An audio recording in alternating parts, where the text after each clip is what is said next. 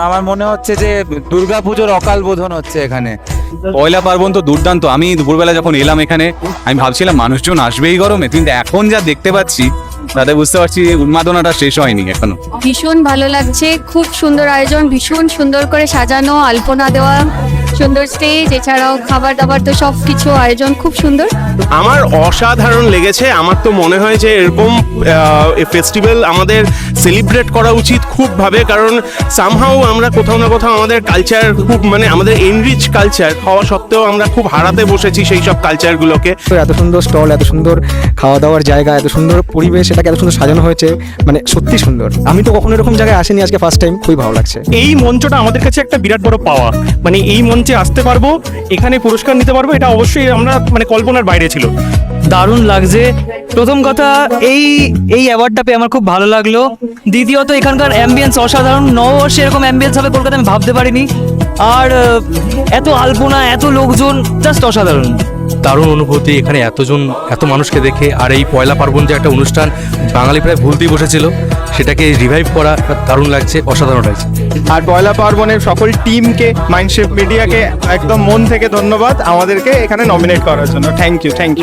খুব ভালো লাগছে যে এত বড় আয়োজন করা হয়েছে, এত লোকজন, এত সব বড় বড় সেলিব্রিটি আমাকে যে এত সম্মান দিচ্ছে, আমার খুব ভালো লাগছে। আমি মানে বলার মতো নয়, এত আনন্দ লাগছে। একটা ক্রাউড ভর্তি, এখানে এরকম হলেই তো এনজয়মেন্টটা হয়, বা দারুণ লাগছে এখানে। নববর্ষের অনুষ্ঠান তো খুব কম হয় বিভিন্ন জায়গায়, এবং এই যে এত দিন ধরে একটা দীর্ঘদিন ব্যাপী একটা অনুষ্ঠান, এবং এত সুন্দর অর্গানাইজড, এত সুন্দর সাজগোজ, প্রত্যেকটা মানুষও খুব রঙিন জামা কাপড় পরে আছে। Overall experience is so nice. না, আমি তো ভাবতেই পারি না পয়লা বৈশাখ নিয়ে এত সুন্দরভাবে একটা অনুষ্ঠান হবে। খুব নতুন আমার কাছে।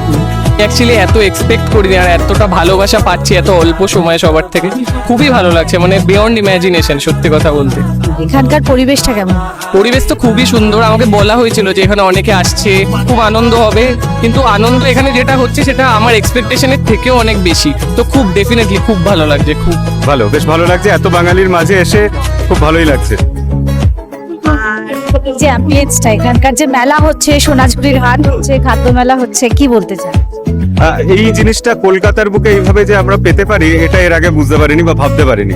তো এখানে এসে বেশ ভালো উদ্যোগ মনে হয়েছে, এবং এত মানুষ এসেছেন।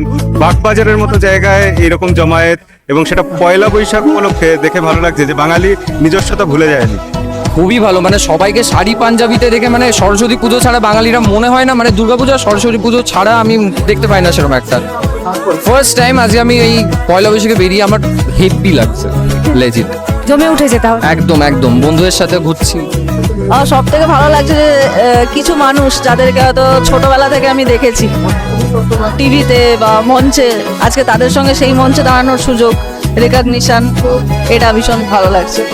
কন্টেন্ট ক্রিয়েশনকে বাংলাতে তো সেরম ভাবে দেখা হয় না, সেখানে একটা এত সুন্দর একটা প্রচেষ্টা, মানে আই এম লাভিং ইট। আমার এতজনের সাথে দেখা হয়েছে, আই হ্যাভ নেভার থট যে মানে এরকম একটা জায়গায় এসে এতজনের সাথে দেখা হবে যারা কন্টেন্ট দেখে। আমাদের আরো কন্টেন্ট ক্রিয়েটাররা এসেছে যাদের আমি ভিডিওস দেখি রেগুলার, খুব ভালো লাগলো। পয়লা পার্বণের মতন এরকম অনুষ্ঠান, যেটা প্রথম দিন থেকে যখন থেকে আমি জড়িত হলাম আর কি, তখন থেকে প্রত্যেকটা স্টেপে হচ্ছে শুধু বাঙালিয়ানাকে সেলিব্রেট করা হয়েছে। That I like the most. আর এরকম ফেস্টিভ্যাল আরও হওয়া উচিত, এবং সবাই আসুন, আরও বেশি এই সব অনুষ্ঠানগুলোকে সাপোর্ট জানান, যাতে আমরা বাঙালিয়ানার যে আমাদের যে বাঙালির যে গর্ব ঐতিহ্য, সেটাকে আমরা এনজয় করতে পারি আর কি। খুবই ভালো লাগলো, খুবই সুন্দর লাগলো। আমি চাই এরকম প্রত্যেক বছর এরকম হোক। তো যারা মিস করলেন তারা পরের বছরের জন্য অপেক্ষা করুন, কারণ এইরকম অনুষ্ঠান হওয়া দরকার, বারংবার হওয়া দরকার। বাঙালিদের পুরো বাঙালিয়ানায় ভরা একটা অনুষ্ঠান, খুবই ভালো লাগছে।